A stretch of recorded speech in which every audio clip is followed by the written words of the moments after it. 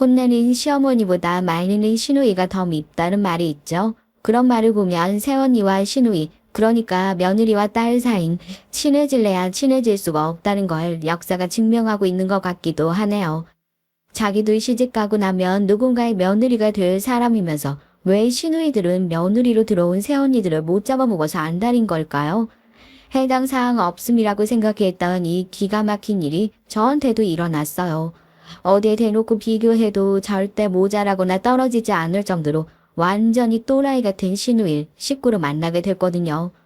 시집가기 전까지만 해도 전 정말 평범하기 짝이 없는 인생을 살았던 것 같아요. 인생에 큰 이벤트라는 게 전혀 없었던 그런 사람이었죠. 저 시집갈 때 친구들이 다 그랬거든요. 다른 사람도 아니고 제일 얌전하고 결혼 안 하고 조용히 살 줄 알았던 애가 제일 빨리 시집 간다고. 얌전한 고양이가 부뚜막에 먼저 오른다는 말이 진짜인 것 같다고요. 저랑 같은 회사에 다니고 있던 남편, 회사 내에서 평판도 좋고 조용하고 차분한 저와 성격도 잘 맞는다고 생각했던 터라 남들처럼 평범하게 연애 1년 하고 프로포즈를 받았을 때도 이런 거 저런 거 재고 따지고 들지 않고 그냥 좋다고 바로 승낙을 했어요. 남편 얘기만 들어봤을 때 시댁 역시 완벽한 가정이었고요. 오랜 시간 공직에 몸담으시다가 퇴직한 시부모님께선 노후 준비가 탄탄하게 잘 되어 있고 남편도 결혼하면서 부모님께 손 벌리지 않아도 될 정도로 저축 차곡차곡 잘 해뒀고요. 마음에 딱 하나 걸리는 게 있다면 30살이 다 되어가는데도 변변찮은 직장 하나 잡지 못하고 시부모님에게 얹혀 사는 늦둥이 시누이 정도? 흠을 잡으려고 애를 써도 잡을 데가 없어서 겨우 찾은 흠이 그 정도 하나였죠. 그게 얼마나 큰 흠인지 그땐 상상도 하지 못한 채 말입니다. 부모님이 안 그래도 미영이 때문에 걱정이 많으셔. 내가 봤을 땐 뭐든지 잘하는 애니까 놔두면 자기가 알아서 먹고 살고 앞가림도 잘하고 지낼 것 같은데 왜 그렇게 걱정이 많으신지 원. 당신도 나중에 만나보면 알겠지만 정말 활달하고 나랑은 완전히 정반대 성격이야. 걔가 있어서 그래도 우리 부모님 많이 웃으면서 지냈지. 나처럼 무뚝뚝한 아들만 있었으면 얼마나 재미없으셨겠어. 얼굴도 예쁘고 말도 저러고 난 나중에 당신이랑 결혼해서 미영이 같은 딸 나오면 참 좋겠다 싶다니까. 여동생에 대한 남편의 사랑은 말로 못해요. 저야 외동으로 태어나서 쭉 형제자매 없이 자라왔으니까 솔직히 남편이 말하는 그 남매 간의 우애에 대해 잘 이해가 안 가기도 했어요. 제 주변 친구들만 보면 형제자매랑 눈만 마주쳐도 서로 못 잡아먹어서 안달인 것처럼 싸워대던데 시부모님도 그렇고 남편도 그렇고 시누이 얘기할 때 뭐라고 해야 하지. 나이가 30살은 먹었는데도 오고오고 애처럼 예뻐하는 것 같은 느낌이라고 해야 할까요? 솔직히 이해 안 됐죠. 다 큰 성인이 아직까지 집에 자리도 못 잡고 그러고 있으면 걱정을 하면서 빨리 무슨 일이라도 시켜야 정상일 것 같은데 그렇게 감싸고 두는 게 말이에요. 예, 넌 아직 시집가기도 전에 시누이 질투하니? 그거 남들이 보면 네가 시누이 질투하는 거라고 욕해. 네가 아직 결혼을 안 해봐서 모르겠지만 결혼하고 나서 형제 자매 사이 좋은 거 그것도 복이다. 우리 남편 봐봐. 난 결혼하기 전에 시동생이 있는지도 몰랐다니까. 둘이 뭐 때문에 그렇게 어렸을 때부터 싸우고 지냈는지 가족 모임 때 다 같이 모이면 서로 눈을 안 마주치려고 애를 쓰는데 난 그거 남들 보여주기도 좀 민망하더라고. 사이 좋으면 좋지 뭐. 난 솔직히 이해가 안 된다고. 볼멘 소리를 하면 주변 지인들은 네가 아주 복에 겨워서 지금 그런 소리를 하고 있는 거라고. 형제들끼리 사이 좋고 나중에 쓸데없는 일로 안 싸우는 것도 다 네 복이다 하면서 어찌나 뭐라고 하던져. 제가 또 귀가 얇아가지고 그 얘기 들으면 어라 그런가 하는 거예요. 그래 뭐 눈만 마주치면 못 잡아먹어서 안달인 형제 가지고 있느니 서로 아끼고 위하는 형제자매 있으면 오히려 더 좋은 거지 하고요. 그런데 어딘가 쎄한 것 같다는 저의 촉은 틀리지 않았던 것 같습니다. 그때는 그게 기분 나쁘고 쎄한 일이라고 생각하지 못했지만 이제 와서 생각해보니 시댁에 처음 인사 갔을 때부터 시누이와 제 사이는 영 찝찝했던 것 같아요. 결혼 전 인사라고 해봤자 그냥 형식적인 절차 중 하나였거든요. 각자 부모님에게 이런 사람 만나려고 한다. 결혼 허락받기 위해 인사 가겠다 하고 미리 말도 해둔 상태였고 그냥 얼굴 도적만 제대로 찍으러 가는 자리였거든요. 나름대로 신경 써서 선물이라고 고른다고 했는데 다들 좋아하실지 모르겠다. 차라리 엄마 말대로 소고기랑 과일만 깔끔하게 해가지고 갈 걸 그랬나 봐. 괜히 취향이 안 맞는다고 속으로 별로라고 생각하시면 어쩌지? 당신이 중간에서 나 이거 고르느라 엄청 머리 싸매고 고생했다고 얘기 잘 해줘야 돼. 알겠지? 그럼 당신이 고른 건데 우리 집 식구들 중에 싫어할 사람이 누가 있겠어? 당신도 참 별 걱정을 다 한다. 내가 데려온 여자가 얼마나 멋진 여잔지 자랑하는 자리라고 생각하고 마음 편하게 가족들 얼굴이나 익힌다 생각해. 내 말뜻 뭔지 알겠지? 그래도 처음 인사를 가는 자리인데 식구들에게 잘 보이고 싶은 마음에 제 딴엔 선물을 엄청 신경 써가지고 들고 갔었어요. 백화점에 가서 시어머니랑 아가씨가 좋아할 것 같은 화장품 브랜드 고르고 시아버님께서 낚시 엄청 좋아하신다고 그러시길래 저희 아빠 추천받아서 비싼 낚싯대까지 사들고 그렇게 인사를 갔다니까요. 낚싯대 보자마자 싱글벙글 웃으시면서 우리 집안에 어쩌다 이런 복덩이 같은 며느리가 들어왔냐 하시는 거 보고 저도 그제서야 긴장한 마음을 조금 내려놨다니까요. 다들 뭘 이런 걸 사왔냐고 무슨 신경을 이렇게 많이 썼냐고 고생했다고 한마디씩 해주시면서 제 칭찬을 하시는데 선물 받아든 아가씨의 표정이 그렇게 밝지가 않더라고요. 혹시 제가 한 선물이 마음에 들지 않아서 그러는 건가 하고 제가 먼저 얘기했죠. 뭐 마음에 안 드시는 거 있냐. 안에 영수증이랑 다 들어있으니까 나중에 원하시는 걸로 백화점 가셔서 언제든지 바꾸셔도 된다 하고요. 제 얘기엔 대답도 하지 않은 신우이가 남편에게 대번에 물어보더라고요. 오빠는 처갓집에 선물 뭐 사갔어? 하고요. 엄마도 선물 사다 줬다고 그렇게 마냥 큰 수첩을 좋아할 게 아니야. 이런 거 다 그냥 품앗이라고.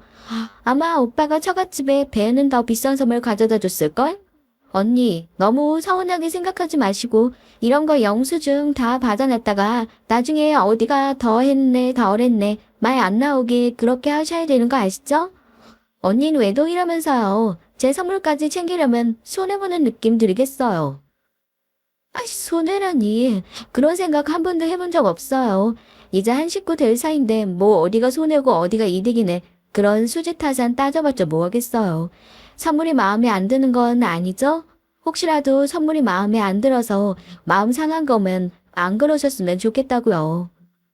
속으로 뭐 이런 웃기는 애가 다 있어 생각했지만 처음 인사 온 자리에서 아량 넓은 새언니의 모습을 보여줘야 되겠다 싶어 울컥하는 마음을 잘 숨기고 얘기를 했죠. 가족들도 신우이의 발언을 모두 헉 했고요. 솔직히 제가 충분히 기분 나쁠 수 있는 상황이잖아요. 제 손윗사람이라고 해도 기분 나쁠 얘긴데 아직 결혼도 안 한 어린 신우이에게 저런 얘기를 들으니 얼마나 기가 막히고 어이가 없어요. 시부모님도 왜 그런 얘기를 꺼내냐고 중간에서 급하게 말을 막으셨고요. 신우이도 한 소리 듣고 나선 뚱한 표정으로 앉아있긴 했지만 별소리 안 했고요.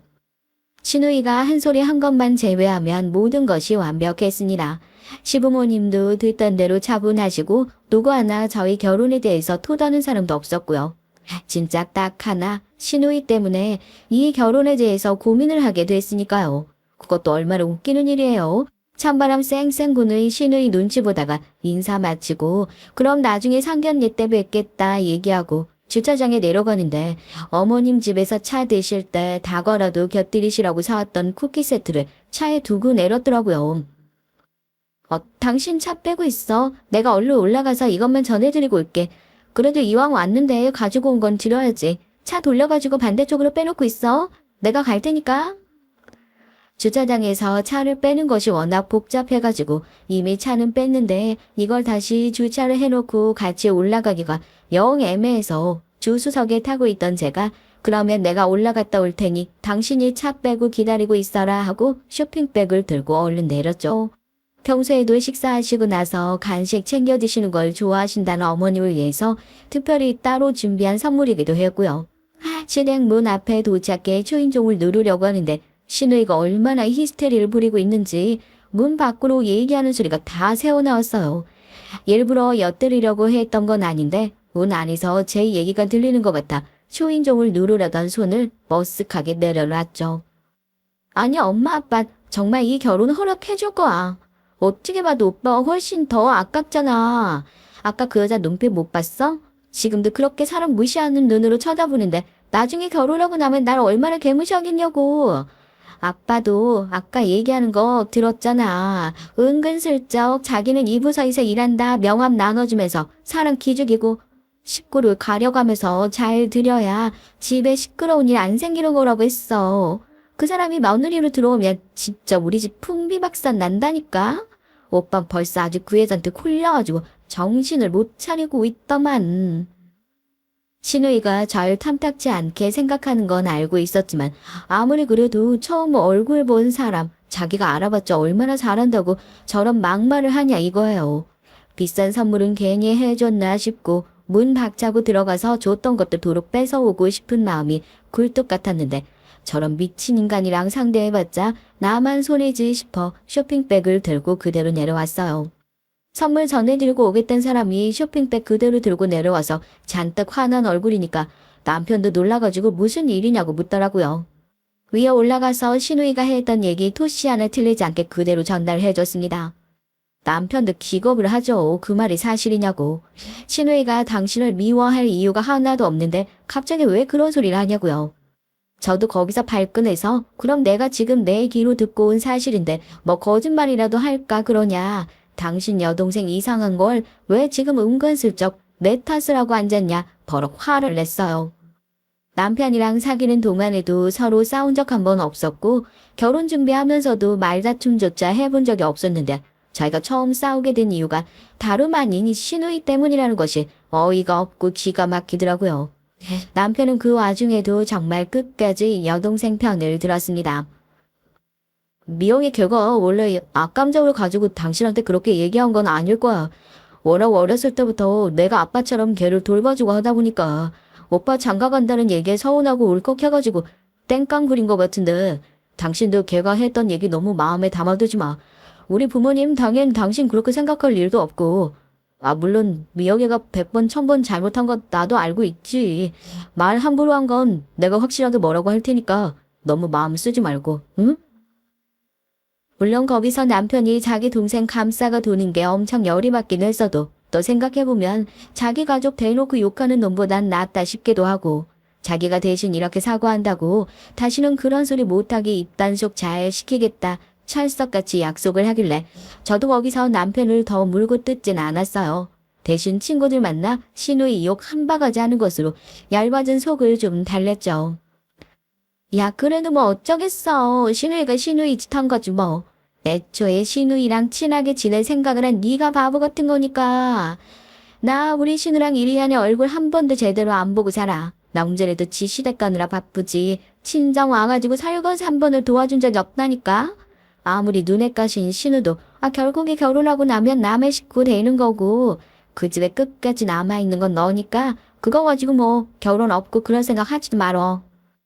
그래 요즘 또라이 같은 시부모님이 얼마나 많은데 신우이가 또라이면 그건 양반이지 양반이야. 제 말대로 네가 신우이 모시고 살 것도 아니고 지금이야 백수니까 시댁에 얹혀 살고 있어서 얼굴 볼 일 많을 것 같겠지만 너도 회사 들어가고 남편 만나 결혼하는 거 아니냐? 네 신우이도 회사 들어가고 나면 금방 남자 만나 시집가려고 들걸. 친구들이 저보다 다들 결혼을 일찍 한 편이었거든요. 또 현실감이 있는 조언들을 들으니까 그런가 싶은 거예요. 그래 뭐 애들 말대로 결혼해서 신우이 볼 일이 얼마나 있다고. 차라리 신우이가 또라이인 게 낫지. 시부모님이나 남편만 두고 봤을 땐 이보다 결혼 잘할 수 없겠다 싶을 정도로 괜찮은 사람이고 하니까요. 뭐 하나 얻은 게 있으면 잃는 것도 있다는 마음으로 그렇게 남편과 결혼을 하게 됐습니다. 아무리 그래도 신우이한테 그렇게 한 소리 들은 게 억울하지 않냐고요? 뭐 한 소리라도 해줘야 하는 거 아니냐고요? 아무리 조용하고 차분한 성격인 저도 그런 거 가만히 듣고 있을 정도로 성인 군자는 못 되거든요. 남편 통해서 미안하다고 사과 전화가 왔길래 제가 전화 받아서 딱 한마디 해줬어요. 아가씨, 저 아가씨 마음에 들자고 시집살이 같은 거 안 할 거예요. 딸 있는데 딸 같은 며느리 되고 싶은 생각도 없고요. 그러니까 서로 기분 상할 일 없이 지냈으면 좋겠네요. 저도 결혼 전부터 괜히 아가씨랑 기싸움하고 싶은 생각 없으니까 이번 일은 처음 만난 사이에 실수한 거다 생각하고 저도 그냥 넘어갈게요. 아가씨도 그런 실수 반복하지 않았으면 좋겠어요. 나름 똑부러지게 얘기한다고 했는데 괜찮았나요? 남편도 옆에서 안절부절 못하긴 하는데 뭐 자기가 할 말이 뭐가 있겠어요. 이러다 결혼 엎어질 수도 있다 생각하면 찍소리도 못하는 게 정상이죠.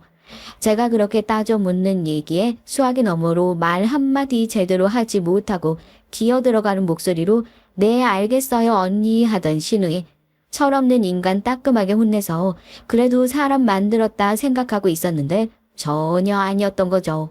그냥 자기 혼자 저한테 이 수모를 당한 걸 어떻게 하면 되갚아줄 수 있을까 겨루고 있었던 거예요.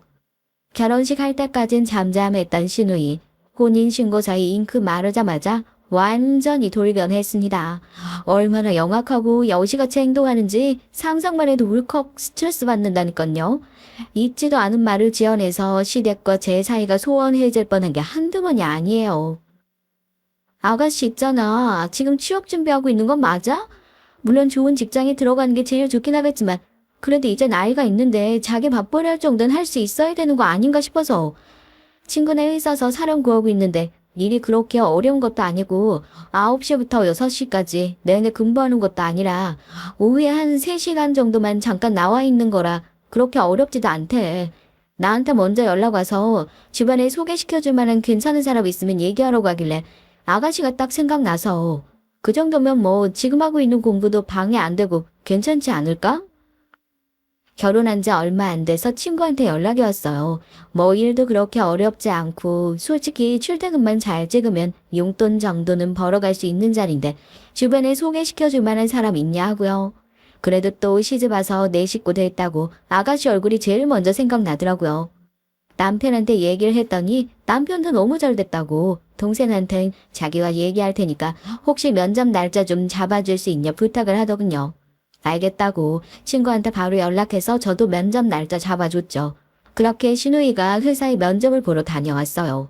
솔직히 제 소개가 아니었다면 그 자리에 면접조차 보러 갈 수 없었을 겁니다.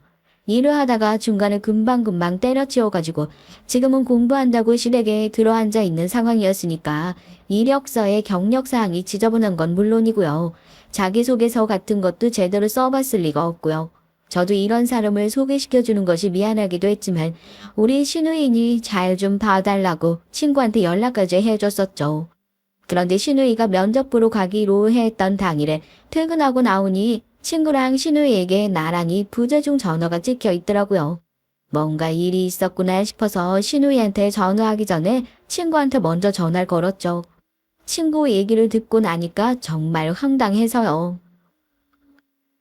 내가 직원들 면접 많이 봤는데 이런 사람 태어나서 처음 본다. 네 신우이 일할 생각은 있대? 아무리 그래도 면접인데 임원들 다 있는 자리에서 왜 연봉을 이거밖에 안 주니 어쩌니 복지는 뭐가 있니? 자기는 원래 이렇게 후진 회사에서 일을 해본 적이 없는데 오빠가 말해서 면접 봐주러 온 거라느니 네 식구라고 해서 나도 면접관들한테 잘 좀 봐달라고 미리 얘기했다가 내가 무슨 망신을 당했는지 알기나 해? 아, 나 지금 기가 막혀서. 뭐? 아, 그게 또 무슨 소리야? 우리 신우가 면접장 들어가서 그런 깽판을 쳤다고? 친구 얘기 들어보니까 너무 가관인 거죠. 기껏 신경 써서 면접 자리까지 만들어줬더니 면접장 딱 들어오자마자 자기는 원래 이런 중소기업 다닐 생각도 없는 사람인데 오빠가 면접 보라고 해서 면접 보러 와준 거다. 그런 식으로 얘기를 했다요. 제가 소개시켜준 거 뻔히 알고 있을 텐데 진짜 저 엿먹으라고 일부러 그렇게 행동한 건지 의심스럽기까지 하더라니까요. 불성실한 태도로 면접에 임했던 건 물론이고요. 이직이 잦았던 것 같다. 경력이 길지 않은 것 같다. 이력서만 보더라도 형식적으로 할 수 있는 질문에 자기 혼자 발끈해가지고 니네가 뭔데 나를 판단하냐고. 이런 회사 내 발로 안 들어가면 그만이라고 하면서 면접장을 박차고 나왔다는 거 아니겠어요. 이건 뭐 진상짓도 정도껏 해야지 믿겨지지 않는 얘기에 저도 얼굴 새빨개져서 친구한테 연신 사과만 할 뿐이었습니다.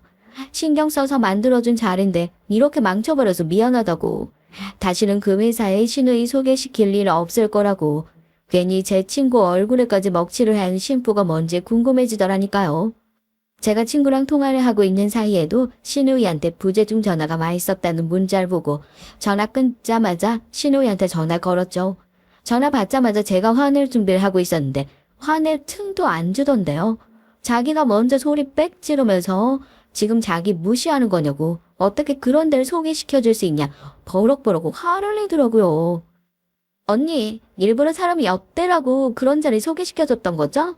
하여튼 처음 인사 왔을 때부터 사람이 음침하게 은근히 날 질투하고 무시하고 하는 건 알고 있었는데 아무리 그래도 그렇지 이런 식으로 사람을 개망신 줄 수 있어요?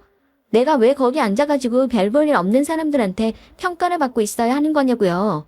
이거 다 언니 짓이죠? 아가씨, 듣다 보니까 나도 어이가 없어가지고 별 볼 일 없는 사람들이라니 거기 내 친구가 잘 다니고 있는 회사고 친구가 아가씨 면접 보러 온다고 해서 같이 들어온 면접관들한테 잘 좀 봐달라 얘기까지 했다고 하더라. 뭐, 별 볼 일 없는 사람들한테 왜 평가를 받아야 하냐고. 아가씨, 나중에 회사는 어떻게 들어가려고 그래? 뭐 공무원 시험. 그건 뭐 시험만 합격하면 그만이래. 면접은 안 볼 거야? 이력서 들고 가면 당연히 이력서에 들어있는 내용 물어보는 건 당연한 일이지. 그걸 가지고 뭘 무시하느니 안 하느니 그런 소리 왜 나와. 오히려 지금 아가씨 때문에 내가 얼마나 난처해졌는지 알기나 해. 바위에다가 얘기를 해도 이것보단 말이 잘 통하겠다 싶더라고요. 어찌나 화를 내던지 제 말은 애초에 들을 생각조차 하지 않더라고요. 이건 언니가 날 무시해서 그런 거다. 다른 사람들도 언니가 그렇게 자기를 바닥으로 보는 걸 알고 있었으니까 면접장에서 그런 대접을 했을 거다. 있지도 않은 얘기를 막 만들어내면서 오만 땡깡을 다 부리는데 제가 먼저 화가 나서 어차피 아가씨 같은 사람 뽑지도 않는다고. 내가 사장이어도 아가씨 안 뽑겠다고. 다시는 그런 일자리 소개시켜줄 일 없으니까 연락하지 말라고 하고 전화를 확 끊었죠. 전화 끊고 나서도 화가 쉽게 가라앉질 않더라고요. 내가 저런 게 뭐가 예뻐서 회사까지 소개시켜준다고 그렇게 착한 척을 했지 하고요. 그 정도만 해도 충분히 열이 받아 뒤로 넘어가기 직전인데 그날 저녁에 남편한테 오늘 있었던 일 일러 바치기도 전에 시어머니한테 먼저 연락이 왔어요. 당연히 사정 듣고 저한테 미안하다 사과하시려고 전화한 줄 알았는데 시누이가 어떻게 말을 전했는지 전화 받자마자 저한테 서운할 티 팍팍 내시더라고요.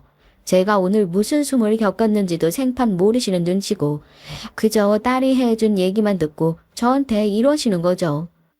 새아가 아무리 그래도 네가 어른이고 변변찮아 보이는 시누이라도 네 식구인데 좀 더 잘 보듬어 주지 그랬어. 아이 집에 돌아와서 내내 울고 불고 밥도 안 먹고 있다 지금. 뭐 과장해서 얘기하긴 했겠지만 애가 공부하느라 많이 예민해져 있기도 하고 남들 다 먹고 살 자리 찾아서 나가는데 자기만 못 나가는 것 같으니까 조바심도 나고 했을 텐데 어쩌다고 그런 데를 소개시켜줬어. 우리는 다 네가 소개시켜줬다고 해서 좋은데 면접도 안 보고 합격했겠거니 생각하고 있었는데 이번엔 미영이도 마음이 상한 모양이다. 네가 먼저 연락해서 애 마음 좀 잘 달래주는 게 어떻겠니? 응? 아유 우리가 얘기를 해도 서운하다고 듣지도 않고 이건 너희 둘이 얘기하면서 잘 푸는 수밖에 없을 것 같은데. 어머님, 그게 무슨 말씀이세요? 제가 왜 아가씨한테 전화해서 사과를 해요? 오히려 지금 제가 사과를 받아도 모자랄 판인데요. 아가씨한테 무슨 얘기를 어떻게 들으셨는지 모르겠지만요. 전 아가씨한테 하나도 안 빼먹고 다 얘기했어요. 면접도 봐야 하는 거고 면접 볼 때 이력서에 쓴 내용 가지고 하니까 이력서도 꼼꼼하게 잘 써와라 하고요. 오히려 지금 전 친구 통해서 아가씨 면접 자리 만들어줬다가 친구들 사이에서 이상한 소문나서 2년도 다 끊길 마당인데요. 사과요? 그건 제가 받아야 맞는 거죠. 어머님까지 뭐에 홀린 사람처럼 전화를 하셔가지고 절 꼬지지시니까 진심 울컥하더라고요.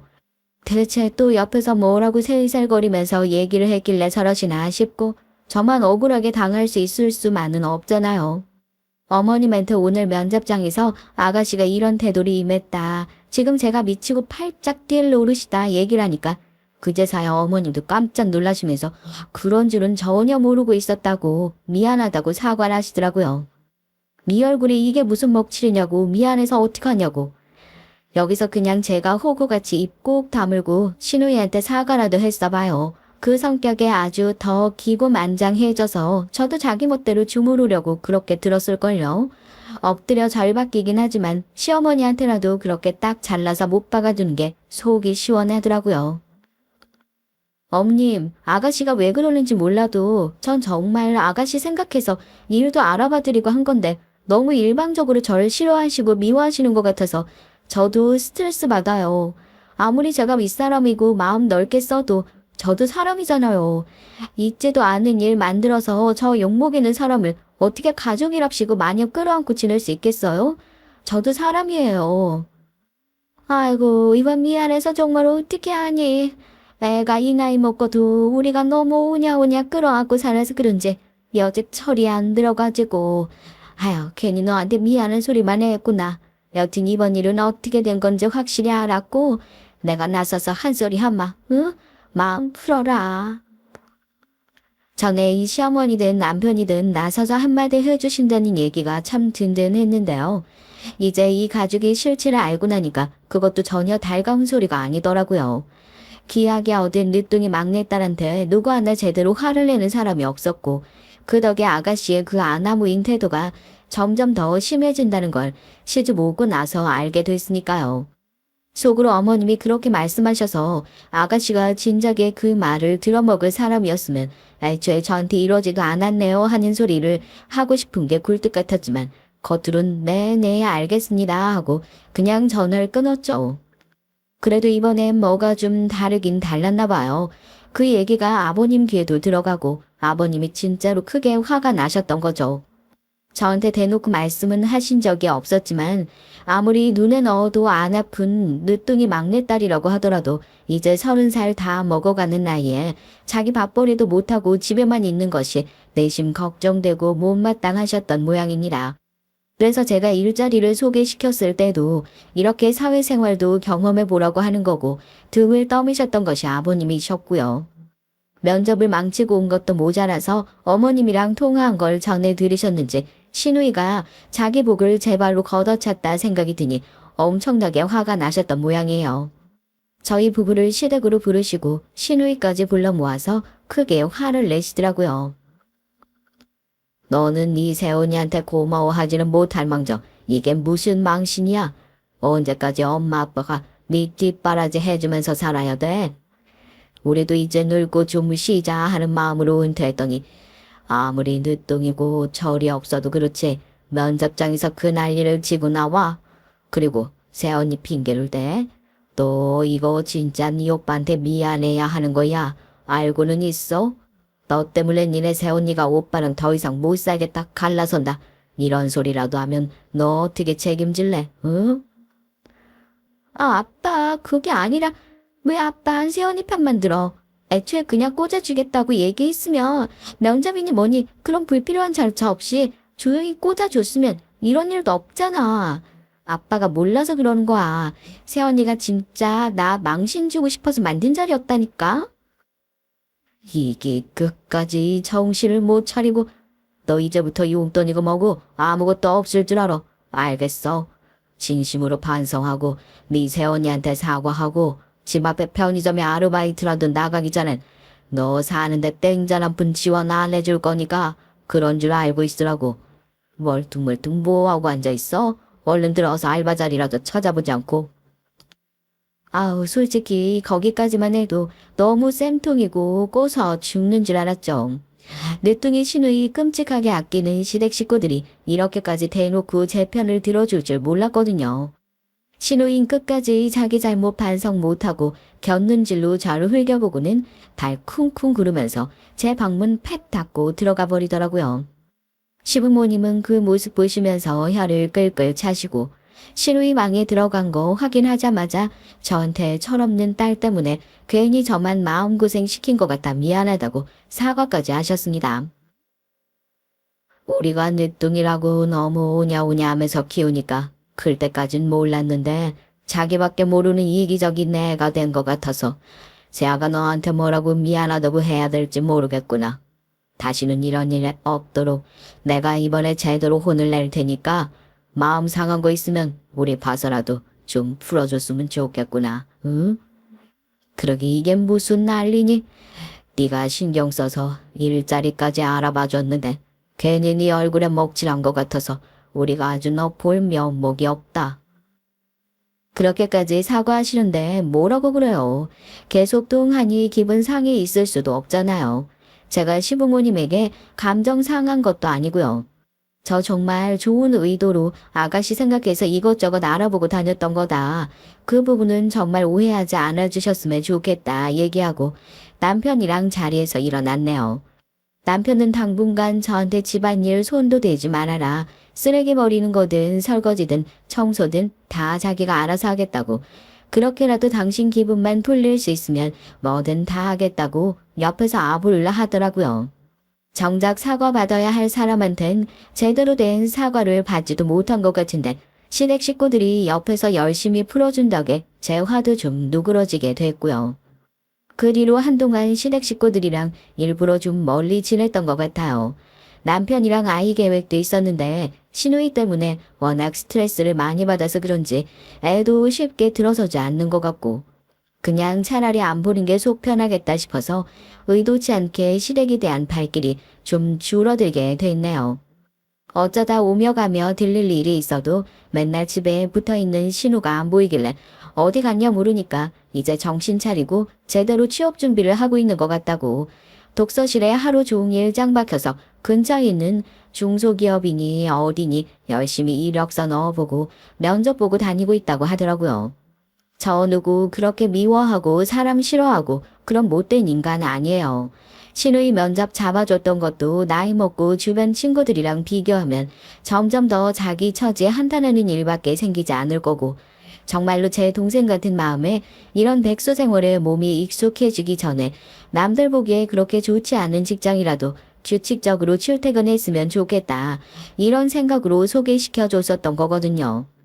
뭐 멀리 돌아오긴 했지만 이자라도 신우이가 정신을 차렸단 얘기를 듣고 결과적으로 서로에게 다 좋은 길로 가게 됐구나 싶어서 뿌듯하기까지 했었죠. 여보, 미영이 이제 진짜 정신 차렸나 봐. 여기저기 열심히 이력서 넣고 있는 것 같더라고. 보니까 장인어른네 회사에서도 이력서 내놓은 것 같은데. 아니야, 나도 양심 있지. 잘 봐달라는 얘긴 어떻게 하겠어. 나도 그래서 장인어른한테 아무런 얘기도 안 했어. 자기가 열심히 한 만큼 결과 나오는 거지 뭐. 당신도 그냥 알고만 있으라고 얘기한 거야. 남편을 통해 전해들은 신우이의 소식. 저희 아빠께서도 작은 회사를 운영하고 계셨는데 얘기를 들어보니 거기도 이력서를 쓴 것 같다 하더라고요. 요즘 신우이가 꽤나 열심히 사는 것 같아 아빠한테 신우이 면접 좀 잘 봐달라 얘기를 할까 싶었는데 저도 당했던 게 있으니까 그것도 자기 실력이고 자기 팔자니까 그냥 말을 말자 하고 흘려두고 말았죠. 이게 아는 사람을 소개시켜준다는 게 사실 쉽지 않은 일이잖아요. 아무리 가족이라고 하더라도 나중에 회사 들어가서 제대로 못하기라도 하면 이쪽도 저쪽도 다 불편해지는 상황이 생길까 봐서요. 시댁도 그렇고 남편도 그렇고 제가 혹시 신우이를 미워하기라도 할까봐 어찌나 걱정을 하든지 제 얼굴을 볼 때마다 이제 미영이가 달라졌다. 우리 딸이 정신 차린 것 같다. 이게 다 네 덕이다 하시더라고요. 뭐 딱히 신우이 미워하는 마음도 없었고 그래 이제라도 정신 차려서 자기 앞가림 할 줄 알면 시댁도 걱정 하나 덜겠구나 생각하고 말았어요. 여보, 이번 주 금요일 저녁에 어머니 생신인 거 알고 있지? 당신 요즘 일 때문에 바빠서 신경 쓸 정신도 없을 것 같아서 식당이랑 뭐랑 내가 다 예약해뒀어. 배고프실 것 같아서 예약 시간을 좀 빨리 잡긴 했는데 어떻게 이번 주에 많이 바쁠 것 같아? 알잖아. 우리 팀 요즘 감사 들어와서 정말 눈코뜰 새 없이 바쁜 거. 내가 신경 썼어야 하는데 미안해. 그래도 금요일엔 최대한 일 빨리 마무리하고 끝나는 대로 갈 테니까 혹시 내가 늦더라도 당신이 어머님 아버님 마음 안 상하시게 얘기 좀 잘 해줘. 알겠지? 그러던 중에 얼마 전 시어머니 생신 때문에 오랜만에 시댁 식구들 모두 다 같이 만난 자리가 생겼어요. 결혼하고 나서 벌써 두 번째 돌아오는 시어머니 생신. 첫 생신 땐 저희 집으로 초대해서 제가 아침부터 열심히 요리해서 음식 대접했었는데 매해 어떻게 이렇게 챙기냐고 다음부턴 그냥 가족들 다 같이 나가서 외식이나 한번 하자 말씀해 주셔서 소고기집을 알아보고 있던 중이었죠. 하필이면 시어머니 생신 준비하는 시기에 제 회사 일이 엄청나게 바빠졌거든요. 남편이랑 같이 회사를 다니고 있지만 부서가 다르니까 남편이 제 일을 도울 수 있는 것도 아니고요. 시어머니 생신까지 신경 쓸 정도의 여유가 없이 바빴습니다. 매일같이 야근에 집에 들어오고 잠자고 씻고 바로 출근을 해야 할 정도였거든요. 남편도 그거 아니까 저한테 어머님 생신 준비해달란 소리 안 하고 자기 혼자 알아서 식당 예약부터 다 준비를 해놨다고 하더라고요. 저도 제가 신경 못 쓴 거 남편이 대신 해줘서 고맙다고 내년엔 꼭 내가 더 신경 써서 준비하겠다 얘기를 했고요. 그렇게 금요일이 됐고 아침부터 화장실 갈 시간도 없이 미친 듯이 일을 쳐내고 있는데도 일이 끝날 기미가 안 보이겠더라고요. 남편 불러서 아무래도 난 어머님 생신에 시간 맞춰서 못 갈 것 같다. 많이는 아니고 1시간 정도 늦을 것 같으니까 당신 말 좀 잘 해달라 부탁을 했죠. 남편도 가족 모임은 가족 모임이니까 신경 쓰지 말고 봉투랑 이런 것들 자기가 전달하겠다고 그랬고요. 여보 미안해. 나 지금 막 회사에서 출발했거든. 벌써 식사 시작하셨지? 가면서 케이크만 찾아가지고 가면 될까? 다 편하게 식사하고 계시니까 걱정하지 말고 천천히 와. 케이크도 내가 오는 길에 찾아가지고 왔어. 엄마가 오히려 미안하더라고. 당신은 밥도 못 먹고 이 시간까지 일하고 있는데 우리 먼저 먹어도 되냐고 하면서. 걱정 말고 천천히 와. 알겠지? 결국 일을 다 마치지 못하고 주말에 출근을 할 생각으로 하던 일을 대강 마무리해놓고 퇴근을 했어요. 눈썹을 휘날려 식당으로 달려갔는데도 주차장에 도착해보니까 약속 시간보다 1시간 정도 늦었더라고요. 아무리 가족들이 이해를 해주신다고 하더라도 며느리의 마음은 또 그게 아니잖아요.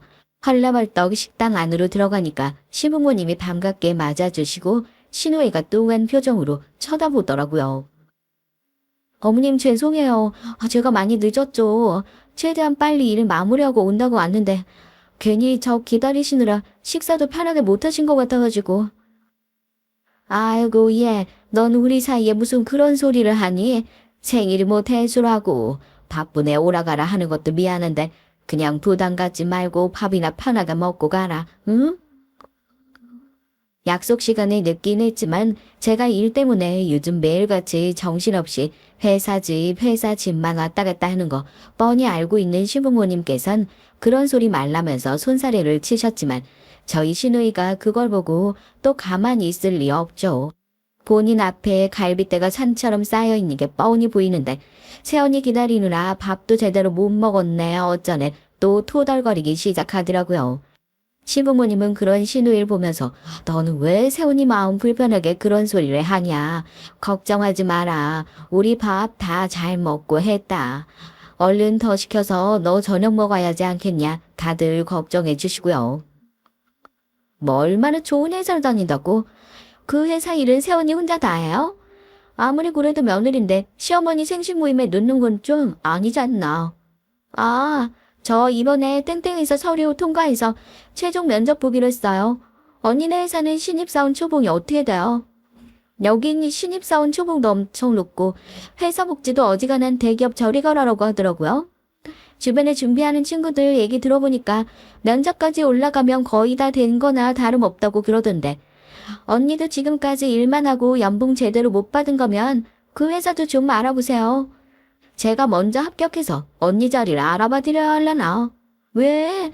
회사라고 다 같은 회사가 아니래도? 저거 자랑하고 싶어서 어떻게 참았나 싶어요. 뭐 새언니 연봉이 얼마나 되냐, 거기는 상여금을 얼마나 주냐, 아직 합격하지도 않은 회사에 합격한 것처럼 얘기를 하면서 은근히 또 저를 깎아내리는 소리를 하는 걸 보고 속으로 진짜 얼마나 우스웠는지 몰라요. 거기다 시누이가 최종 면접을 보겠다는 그 복지 빵빵하다는 회사. 거긴 다름 아닌 저희 아버지가 운영하시는 곳이었거든요. 남편이 제 눈치를 보면서 한마디를 하려고 하길래 제가 남편 옆구리로 쿡 찌르고 고개를 절레절레 저었습니다. 괜히 아빠 회사니 뭐니 그런 얘기 하지 말라고요. 남편도 알겠다는 듯이 입 꼭 다물고 있으니까 시누이 혼자 또 신나서 떠들어대고요. 어머 너무 잘 됐어요. 혹시 면접 준비하면서 뭐 필요한 거 있으면 언제든지 얘기해요. 저 회사에서 신입사원들 면접 진행할 때 면접위원으로 들어가고 하니까 필요하면 같이 연습도 해줄 수 있으니까요. 좋은 회사라고 하니까 꼭 합격했으면 좋겠네요. 저야 뭐 지금 다니고 있는 회사도 충분히 만족스러워서 아가씨가 제 걱정까진 안 해줘도 될 것 같고요. 최종 면접을 본다는 얘기를 하면 본인이 주인공이 될 줄 알았나 보죠. 시부모님이 그래 잘됐다. 너 면접 준비 세연이랑 같이 하면 되겠다. 이번에는 꼭 합격해야 하니까 네가 잘 좀 도와줘라. 시부모님의 관심이 저한테로 집중되니까 그게 또 엄청나게 안 이뻤던 모양입니다. 면접이라고 다 같은 면접인 줄 아냐고, 세연이가 뭘 도와줄 수 있겠냐고 또 삐딱하게 대답을 하더라고요. 시아버지께선 또 그런 신우이의 태도를 지적했고요. 넌 세연이한테 매번 그게 무슨 버르장머리야? 아무리 그래도 너보다 나이도 많고 오빠랑 결혼한 사람이야. 새아가가 편하게 대해준다고 네가 함부로 해도 된다는 뜻이 아니라 미안하다 새아가. 뭐 하고 있어? 얼른 세연이한테 사과하지 못하고. 신우의 얼굴에 심술과 짜증이 더덕더덕 붙어가지고 아버님이 또 그렇게 얘기하시니까 찍소리도 하지 못하고 입은 대빨 나와가지고 사관 죽어도 하기 싫다 이거예요. 신우이가 달라졌다고 그렇게 얘기를 하더니만 달라지긴 뭐가 달라졌냐. 싸가지 없는 건 여전하구만. 그런 생각하면서 저도 아무 말 않고 그냥 있었죠. 식사 도중에 신우이가 갑자기 저한테 나가서 얘기 좀 하자면서 절 밖으로 불러내더라고요. 아무래도 가족들 앞에서 사과를 하려고 하니 자존심 상하고 쪽팔렸나 싶어서 순순히 따라 나갔죠. 그렇게 주차장에 가서 둘이 마주보고 섰습니다. 제가 먼저 입을 열었어요. 가족들 앞에서 사과하기 힘들어서 불러낸 거냐. 할 말 있으면 그냥 편하게 해라 하고요. 제가 아주 또 원대한 꿈을 꾸고 있었나 봐요. 팔짱 끼고 삐딱하게 서 있던 신우이가 지금 뭔 소리를 하는 거냐고. 내가 왜 언니한테 사과를 하냐 그러대요. 내가 뭘 잘못했다고 언니한테 사과를 해요? 가족들 다 있는 데서 지적하면 언니 쪽팔릴까 봐서 불러내서 얘기해 주는 거예요. 언니 일하고 있는 부서 우리 오빠네 부서에 비하면 한참 떨어지는 곳이라면서요? 하긴 그러니까 이렇게 중요한 일 있을 때 일이고 뭐고 빼지도 못하고 혼자 짬처리나 하고 있었겠지. 아가씨, 지금 말 다 했어. 뭐, 짬처리? 그때 아버님한테 그렇게 혼나고 나서도 아직 정신 못 차린 거야?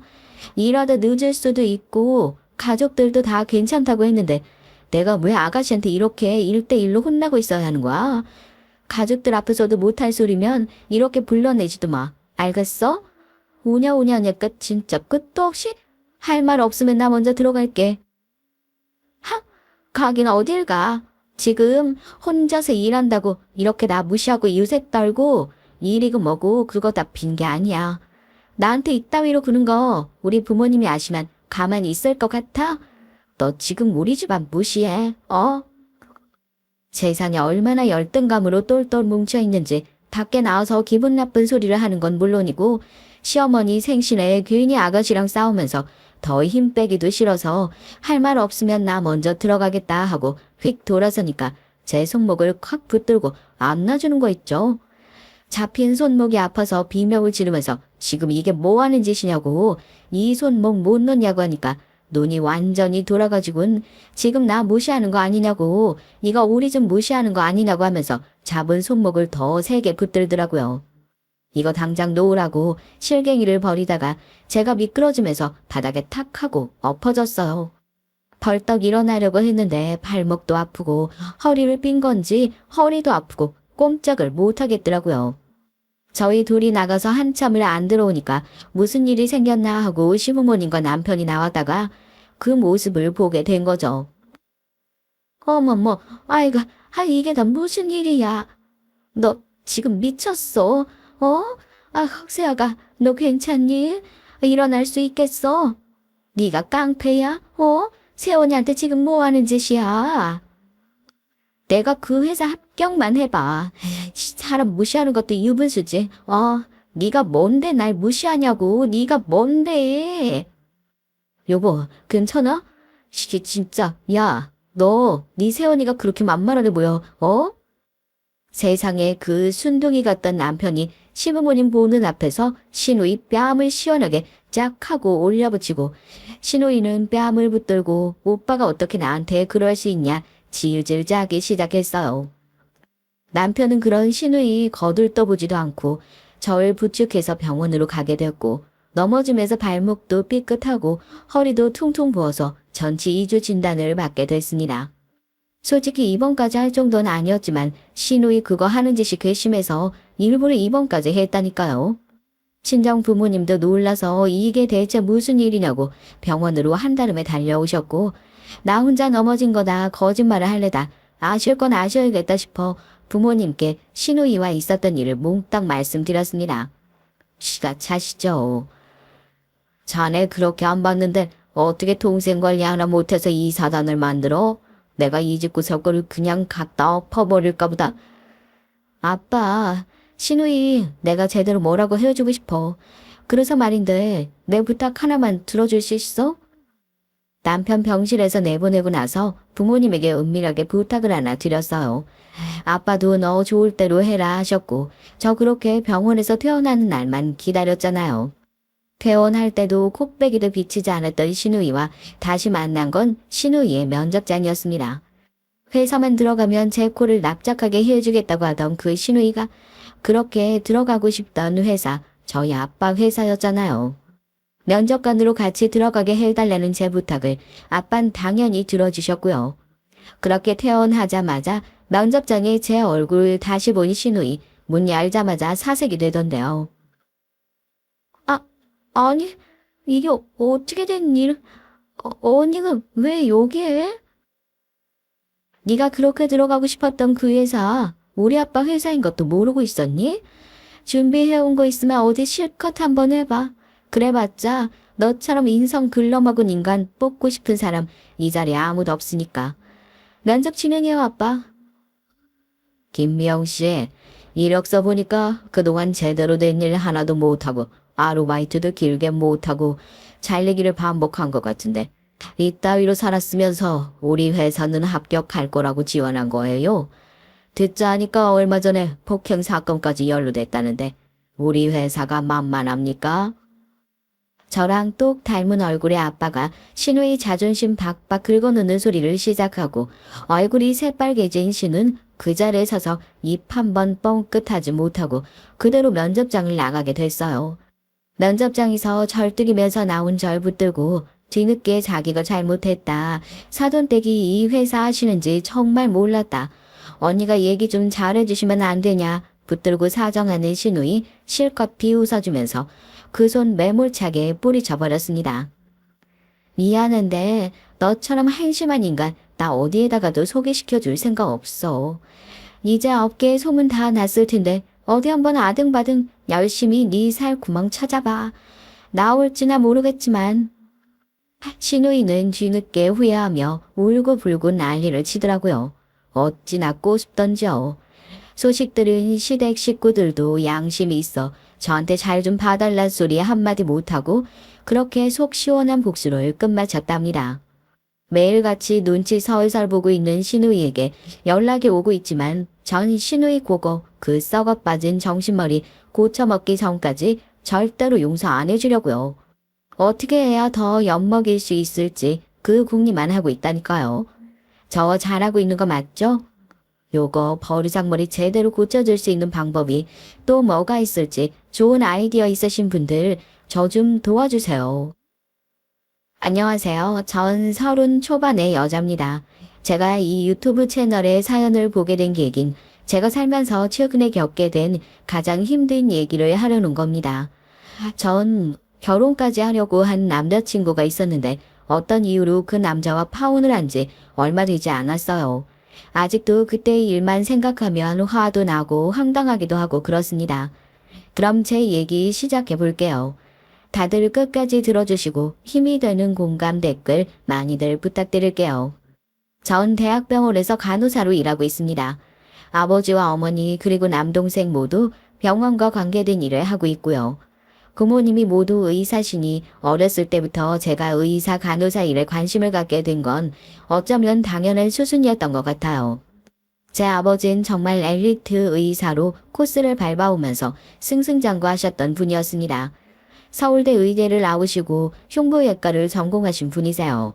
그리고 인턴과 펠로우를 거치면서 이젠 제가 일하고 있는 병원의 원장까지 올라오신 분이죠. 어머니도 서울의 모처에서 개인 병원을 차리고 산부인과 의사로 근무하시고요. 남동생은 또 다른 병원의 방사선 기사를 하고 있습니다. 그래서 우리 가족들은 서로 바빠서 얼굴도 보기 힘들 때가 많아요. 어쩌다가 모여서 밥을 먹게 되면 자연스럽게 병원 일이나 의학 지식에 관한 얘기를 나누게 되죠. 전 세상에서 아버지를 제일 존경합니다. 무슨 수술이든 최고의 솜씨로 하시면서도 본인은 병원장이란 지위를 절대 자랑하거나 하지 않으셨기 때문이에요. 제가 어릴 적에 기억하는 아버지는 바빠서 집에 잘 안 계셨지만 집에서 쉬시는 날에도 서재에서 공부하시고 의학 서적만 읽으시는 분이었습니다. 저 역시 이런 집안 분위기를 이어받아 학교 다닐 때 의대를 목표로 공부를 했고요. 말씀은 안 하셨지만 아버지와 어머니 모두 저에게 거는 기대가 너무 컸다는 걸 잘 알고 있습니다. 그래서 전 부모님께 실망을 시켜드리지 않기 위해서 이를 악물고 죽어라 공부를 했었어요. 하지만 전국 단위로 점수를 매기는 수능 시험에선 저보다 월등히 잘하는 친구들이 많아 아쉽게도 의대에 갈 성적은 못 되었습니다. 그래서 결국 전 의대 입시는 실패했고 성적에 맞춰서 간호대학교를 지원하게 됐어요. 제가 의대에 떨어졌다는 소식을 들으신 아버지께선 조금 아쉬워하셨지만 그래도 수고했다고 제 어깨를 두드려 주시면서 절 위로해 주셨습니다. 그런데 참 이상하죠. 그런 아버지의 따뜻한 위로를 들으니 그동안 이를 악물고 공부해왔던 제 중고등학교 시절이 너무나도 아까웠고 보상을 제대로 받지 못한 것 같은 기분이 들었습니다. 도리어 울컥한 전 서럽게 눈물을 펑펑 흘렸어요. 아빠, 저 의대 못 가면 어떡하죠? 아버지 어머니도 기대 많이 하셨을 텐데 너무 죄송해요. 제가 맏딸인데 아버지 기대에 못 미쳐서 어떡하죠? 저 재수할래요. 내년에 재수해서 꼭 의대에 합격할게요. 아니다, 희주야. 넌 최선을 다해 열심히 했어. 지나간 일에 후회 남기지 말아라. 그리고 의사도 물론 좋은 직업이지만 의사들도 간호사가 없으면 일을 할 수 없단다. 그런 의미에선 간호사도 아주 좋은 직업이야. 그러니까 간호대학교 들어가서 공부 열심히 해봐. 그래, 이주야. 엄마도 네 마음 잘 알겠어. 하지만 네가 무조건 의사가 되어야 하는 건 아니야. 무엇보다 의사와 간호사는 손발이 잘 맞아야 하고 그리고 네가 환자들 불쌍히 여기는 마음도 있고 낫게 해주고 싶다는 마음이 있다면 간호사가 되기 위해 공부를 계속하는 게 더 좋을 수도 있을 거야. 그러니까 낙심하지 말고 그냥 간호대학교 들어가서 열심히 공부해. 그래서 졸업하고 네 아버지가 근무하는 대학병원에서 간호사로 일하면 좋지 않겠니? 그러니 이제 그만 울어. 너무 울면 아프다. 제 인생에서 첫 번째 실패를 하고 전 그날 어머니 품에서 정말 눈이 퉁퉁 붓도록 울었어요.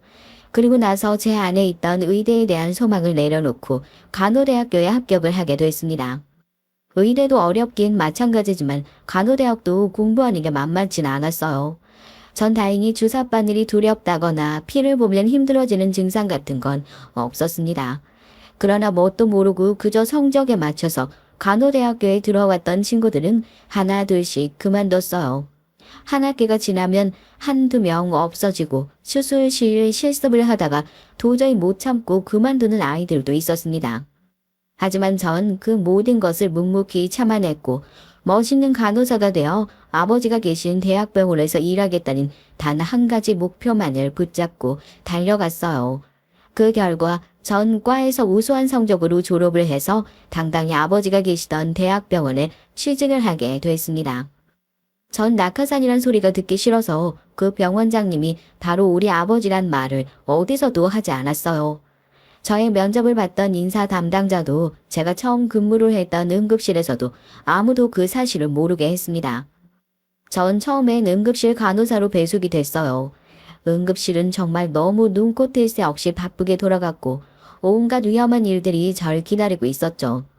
교통사고 환자들, 병 때문에 쓰러져서 의식 없이 온 사람들, 화상 환자들 등등 그 모든 사람들이 저의 손길을 기다리고 있었기에 저의 시간을 허투루 쓸 수 없었습니다. 그렇게 바쁘고 정신없이 돌아가는 응급실의 상황은 저를 하루하루 더 단단히 단련하게 했어요. 대학병원 간호사들은 정말 기억력도 좋아야 하고 무엇보다 체력이 좋아야 하거든요. 계속 서서 여러 병실을 돌아다녀야 하고 환자마다 다른 약들을 처방받으면 그 약을 실수 없이 전달해 주어야 하죠. 사람의 생명을 다루는 일이라 사소한 실수도 용납이 되기 힘든 곳입니다. 처음엔 젊으니까 그거 하나만 믿고 밤낮 없이 열심히 일했습니다. 그러다 보니 전 담당 환자들에게 점차 얼굴도 알려지고 친절한 간호사라는 호칭까지 듣게 됐어요. 의사 회진이 끝나고 제가 약들을 나눠드리자 링거를 갈 때면 제게 고맙다고 말씀하시는 할아버지 할머니들이나 조그만 아이 환자들을 만날 수 있었습니다. 전 그런 환자들에게서 감사의 말을 들을 때 어떤 기쁨과 뿌듯함이 생기더라고요. 전 이게 간호사의 보람인가 보다 하는 생각을 했어요. 그러다가 전 연차가 꽤나 차서 아버지가 계시는 흉부외과 쪽으로 발령이 나게 됐습니다. 그래도 응급실보단 좀 나았지만 거기도 수술이 많고 항상 바쁘기는 했어요. 처음엔 아버지의 회진을 보지도 못했고요. 병원장이 되신 후부턴 정말 위급하거나 VIP 환자들을 주로 수술을 하시게 됐거든요. 가끔 아버지가 위급한 환자들을 수술하러 수술방을 들어가실 때 저를 스쳐 지나가듯이 아버지를 볼 수 있을 뿐이었습니다. 그래도 그렇게 긴장의 연속이었던 시간이 지나고 집에 돌아오면 아버진 잘하고 있다면서 제 등을 두드려 주시는 걸 항상 잊지 않으셨고요. 전 그런 아버지께 아직도 감사하고 있습니다. 그러던 어느 날 제가 여느 때와 다름없이 근무를 하고 있는데 저희 과 수 간호사님이 절 손짓해서 따로 부르시는 것이었어요. 전 영문을 몰라 의아하면서도 수 간호사님을 따라 탕비실에 들어갔죠. 그런데 수 간호사님은 어떻게 하셨는지 저에게 이런 말을 하시더라고요. 전 수 간호사님 말을 듣고 속으로 가슴이 철렁했습니다. 이주 선생님, 자기 혹시 병원장님 딸 아니야? 내가 어디서 이 얘기 들었는데 그게 정말이야? 아, 그 얘기 어디서 들으셨어요? 내가 아는 동료 간호사가 있어. 어디서 들은 건 그렇게 중요한 건 아니고 사실이야? 다른 간호사들 알까봐 그래. 그럼 다른 간호사들이 자기 낙하산이라고 소문내고 다닐까봐 내가 걱정돼서 그래. 평소 수 간호사님은 성격이 진득하고 진중해서 어디 가서 제 얘기를 하지 않으실 분이라는 걸 전 잘 알고 있었습니다. 그래서 전 고개를 끄덕이면서 제가 병원장 딸은 맞다고, 하지만 누구에게도 말하지 말아달라고 부탁을 드렸죠. 만일 제가 병원장님 딸인 걸 알게 되면 다른 간호사님들이 절 불편해할 것 같아서 수 간호사님이 이건 꼭 비밀로 유지해 주셨으면 해요. 꼭 부탁드릴게요. 그래, 알았어. 더 이상 소문을 안 나도록 해야겠다. 만약 누가 그런 말들을 하는 걸 내가 들으면 아니라고 시침이 떼줄게. 자기도 조심해. 전 수 간호사님께 부탁 들어주어서 감사하다고 말했어요. 이 대학병원에 발령이 난 지 5년 만에 제 비밀은 그렇게 깨지고 말았습니다. 전 같은 대학병원에 근무하면서도 아버지를 아는 척하지 않으려고 굉장히 노력을 했었는데 그래도 핏줄은 못 속이는 모양이었어요. 그런데다 같은 흉부외과로 발령이 났으니 그 과 내에서 소문이 나는 게 어찌 보면 당연한 것이었죠. 전 그래도 더 이상 그 소문이 새어나가지 않게 하려고 몇 달 동안 무진장 애를 썼습니다. 하지만 그렇게 애쓴 보람도 없이 저희과 간호사 동료들이 제가 병원장 딸이라는 사실을 다 알게 됐죠. 수 간호사님은 이렇게 된 이상 그냥 그 사실을 밝히고 말자는 식으로 제게 얘기를 하더라고요. 희주 선생님, 내가 어떻게든 막아보려고 많이 애쓰긴 했는데 아무래도 아름아름 우리과 간호사들 다 알아버린 것 같다. 혹시라도 다른 간호사들이 자기가 험담하거나 해코지 하는 일 있으면 몰래 나한테 말해. 내가 주의 줄 테니까. 알았지? 네, 전 괜찮아요. 저도 이렇게 돼서 좀 안타깝긴 한데 그래도 뭐 우리 과에서만 알게 된 거니까 비밀 유지 계속 부탁드릴게요. 그렇게 전 대학병원에서 계속 일을 하고 있었어요. 다행히도 우리과 동료 간호사들은 저의 비밀을 잘 지켜줬습니다. 수간호사님이 나서서 입단속을 미리미리 시켜주신 탓이었죠. 그러나 그 사실이 알려지자 전 몇몇 저를 시기하는 간호사들의 따돌림을 받게 됐습니다. 거의 제 또래의 간호사들이었죠. 나이가 지긋하신 동료 간호사들은 오히려 저에게 좀 쉬어가면서 하라면서 배려를 해주시기도 했고 뭔지 모르게 묘한 아부 같은 것들도 했어요. 전 그럴 때마다 완전히 가시방석에 앉아있는 느낌이었습니다. 우리 아버지는 저에게 잘 보인다고 해서 저분들을 특별 대우해 주실 분이 전혀 아니라는 걸 잘 알고 있었거든요. 전 그런 사실 역시 그분들에게 미리 분명하게 밝히고 특별 대우하지 말고 그저 동료로 대해달라고 부탁을 드렸어요. 반면에 제 또래 간호사들은 화장실에서 만나거나 인수인계가 끝날 때쯤에 저에게 한두 마디씩 가시돋친 말들을 하기도 했고요. 하지만 그런 사람들은 정말 극소수여서 저 언니 신경 쓰지 않으려고 많이 노력했습니다. 그러나 저도 사람이니까 그런 일들을 당하면 기분이 좋지만은 않았어요. 하지만 누가 뭐라고 하든 간에 전 제 할 일만 묵묵히 하면 된다고 생각했죠. 처음에 절 시기하던 젊은 간호사 동료들도 제가 아무렇지 않게 다가가 사무적으로 대하면서 절 따돌리는 일들도 없어지게 됐고요. 아무래도 간호사들 간에도 일은 중요하니까 수간호사님이 그들을 불러 뭔가 단단히 훈계하신 모양이었습니다. 제가 알지 못하는 사이에 그런 괴롭힘들도 없어지게 돼서 전 다시 마음 편하게 병원에서 근무를 할 수 있게 됐어요. 그렇게 세월이 흘러가서 전 흉부외과 간호사 일에 익숙해지고 항상 반복되는 나날을 보내게 됐습니다.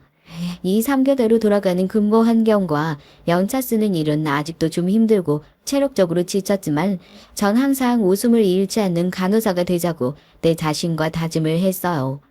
환자들에게 친절한 간호사, 그리고 맡은 일은 최선을 다하는 그런 간호사가 되자고 생각했습니다. 그런데 제가 30에 가까워 올수록 어머니는 왠지 안절부절 못하시면서 저에게 가끔씩 남자친구는 안 사귈 거냐고 물어보셨어요.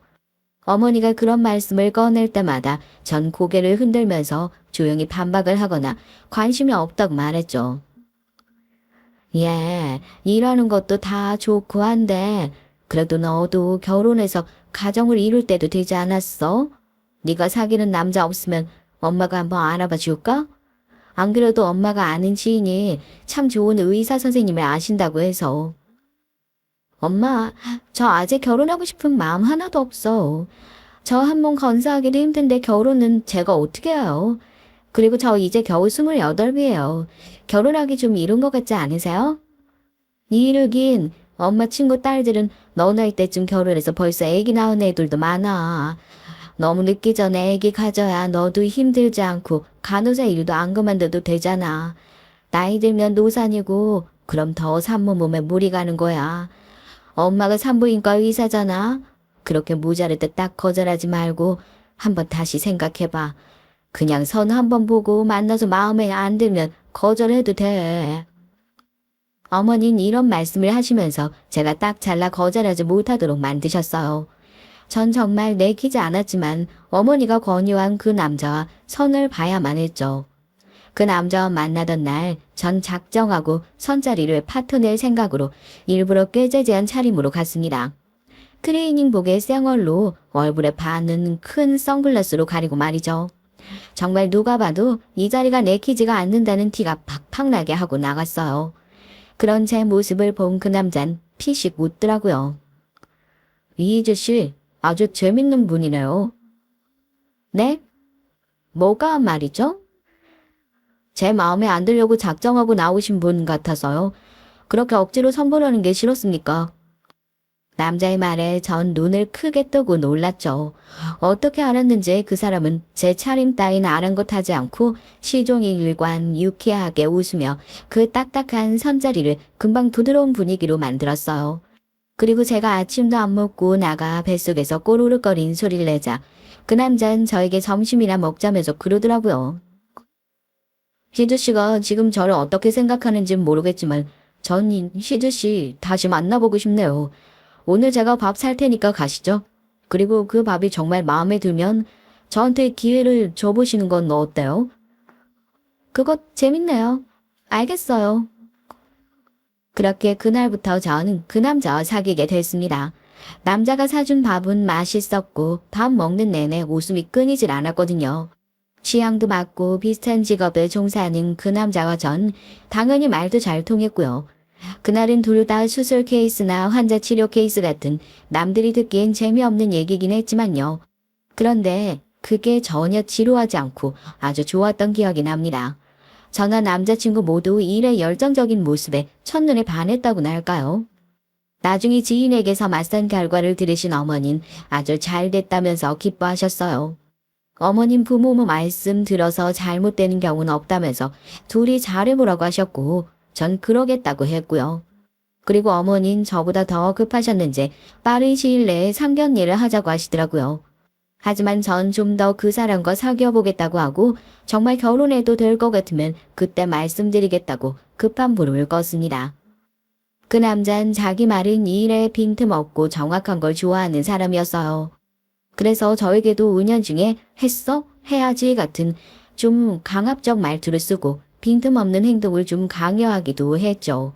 저도 나름대로 책임감이 좀 강한 편이지만 그 사람은 그 강박증이 좀 심했다고 할까요? 다른 여자들은 그런 남자친구에게 아마 숨이 막혔을지도 몰라요.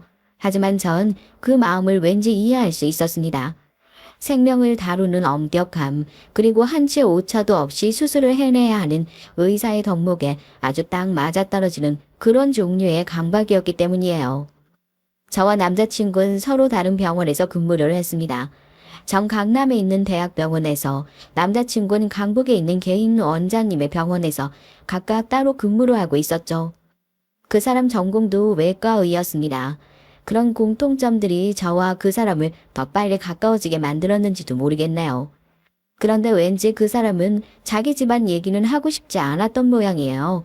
제가 부모님이 어떤 사람이냐는 식의 질문을 할 때마다 그는 가볍게 패스하거나 표정이 좀 어두워지는 것이었습니다. 전 사귀고 얼마 안 되어서 아버지 어머니는 두 분 다 의사시고 남동생도 방사선 기사라고 솔직하게 다 털어놨는데 말이에요. 자꾸 자신과 부모님에 관한 질문을 회피하거나 돌려서 말하려고 하는 그 사람을 보다 못해 전 어느 날 남자친구에게 좀 화를 내게 됐어요. 중호 씨, 무슨 이유가 있는 건 알겠는데 왜 자꾸 어머니 아버지 얘기만 나오면 대화를 피해요? 중호 씨가 자꾸 그러니까 나 좀 화나려고 하네요. 내가 들으면 안 될 비밀이라도 있어요? 혹시 출생의 비밀인가? 아니, 그건 아니고 우리 어머니가 좀 유난스러우신 분이라서 그래. 내가 우리 집안에 대해 말해주면 시주가 완전히 정 떨어져서 나하고 그만 만나겠다 그럴까 봐. 그게 걱정돼서 사실 이제까지 말 안 한 거야. 그게 무슨 말이에요. 어머니가 얼마나 유난스러운 분이신진 몰라도 난 들어보지도 않고 선입견으로 판단하는 사람 아니에요. 그러니까 좀 얘기해봐요. 저의 성화에 못 이겨 할 수 없이 남자친구는 자신의 집안에 대해 천천히 얘기를 하기 시작했습니다. 그 사람 말을 좀 요약하면 아버지 어머니는 아주 평범한 중산층이고 자기는 공부를 열심히 해서 개천에서 난 용 같은 사람이랍니다. 남자친구에겐 3살 밑에 여동생이 있는데 노는 걸 좋아해서 고등학교 졸업하고 제대로 된 회사에 들어가서 1년도 버텨본 적이 없다고 하고요. 그리고 어머니는 그런 여동생은 아예 뒷전으로 내팽개치고 오로지 아들한테만 기대가 크신 분이라는 것이었습니다. 전 엄청난 막장 드라마에나 나오는 이 시어머니 짤이라도 되는 줄 알고 남자친구의 말을 듣다가 좀 어이가 없었어요. 물론 예비 시어머니가 여동생에게 관심이 없다는 건 잘못된 것이긴 했지만 어떤 부모라도 남자친구에게 기대를 걸 만한 상황이지 않나 싶어서 말이죠. 그래서 전 그게 뭐가 잘못됐는지 모르겠다고 나라도 예비 시어머니와 같은 생각을 가질 수 있겠다고 대답을 했죠. 그랬더니 남자친구의 얼굴은 눈에 띄게 희망적으로 변하더라고요. 남자친구는 몇 번이고 저에게 확인이라도 받듯이 물어봤어요. 정말로 그렇게 생각하느냐고 말이죠. 그래서 전 웃으며 고개를 끄덕였습니다. 그땐 저의 그 말과 끄덕임이 어떤 폭풍을 불러오게 될 줄도 몰랐어요. 남자친구는 정말 한시름을 놨다고 이제야 마음에 올려둔 돌덩이 같은 짐이 떨어진 것 같다면서 웃었습니다. 그리고 3개월 후쯤 상견례를 하자고 말하더군요. 전 사귄 지 6개월 만에 상견례랑이 너무 빠른 거 아니냐고 되물었지만 그 남잔 절 놓치기가 싫다고 하면서 얼른 결혼하고 싶다고 절 은근히 압박하기 시작했습니다. 그때는 저도 남자친구가 좋았고 세상이 온통 핑크빛으로만 보였기 때문에 별 생각 없이 그러자고 했고요. 어머니도 남자친구를 마음에 들어 하신 눈치라서 아버지의 허락만 받으면 크게 무리 없이 결혼할 수 있겠다고 생각했죠. 하지만 그 일이 일어나게 되면서 전 그 남자와 결정적으로 헤어지게 되는 계기가 됐어요. 그게 무슨 일이었는지 여러분들 궁금하지 않으신가요? 그 사건 때문에 제가 남자친구와 이별을 하고 이 채널에 이렇게 하소연을 하고 있는 것이거든요. 지금부터 잘 들어주세요. 남자친구와 상견례를 일주일 앞둔 어느 날, 전 한참을 바쁘게 병원 안을 돌아다니고 있었습니다. 그날도 회진이며 담당 환자들을 보느라고 몸이 몇 개가 돼도 모자랄 듯한 날이었거든요. 그런데 어떤 중년의 여성분이 저를 찾는다는 말을 동료 간호사들에게 들었어요. 아, 이주 선생님, 저기 데스크에 어떤 환자분이 이시주 선생님 찾던데. 그런데 처음 본 분인데 왜 자기를 콕 집어서 와달라고 하는지 모르겠어. 그래요? 누구지? 아무튼 이번 타임만 끝내고 간다고 기다리라고 좀 전해주실래요? 전 절 찾는 환자가 없을 텐데 하고 생각하면서 그쪽으로 금방 가지 않았어요. 사실 데스크에 있는 간호사들이 처음 온 환자들을 응대하는 것이 당연했기 때문에 저에겐 처음 본 분이 찾는다고 바로 달려갈 의무는 없었거든요. 그래서 하던 일을 일단 마저 끝내고 가야겠다고 생각했죠. 그런데 조금 후 간호사 데스크 쪽에서 큰 고함 소리가 들려오는 것이었습니다. 절 부르는 것 같기도 한 아주 날카롭고 화가 잔뜩 찬 목소리였죠. 아니, 이 병원은 환자 알기를 아주 우습게 보는 거야. 왜 이희즈라는 간호사는 오라는데 아직도 안 와? 일단 진정하시고요. 초진 오신 분이면 여기 접수대에 가셔서 접수부터 하고 오셔야 한다니까요. 나는 글쎄 이희조 간호사를 찾아왔다니까. 단체로 말귀는 못 알아들었나? 대학병원이란 데가 뭐 이래? 내가 여기 병원 소비자 보호 차원에서 고발할 거야. 전 얼굴도 모르는 중년의 아주머니가 제 이름을 부르면서 길길이 날뛰고 있는 상황이고 접수 데스크 앞에 간호사분들도 다들 곤란해하고 있는 상황이라 얼른 달려갔죠. 그리고 그 중년 여자분에게 친절하게 안내를 하려고 했습니다. 제가 이희조 간호사인데요.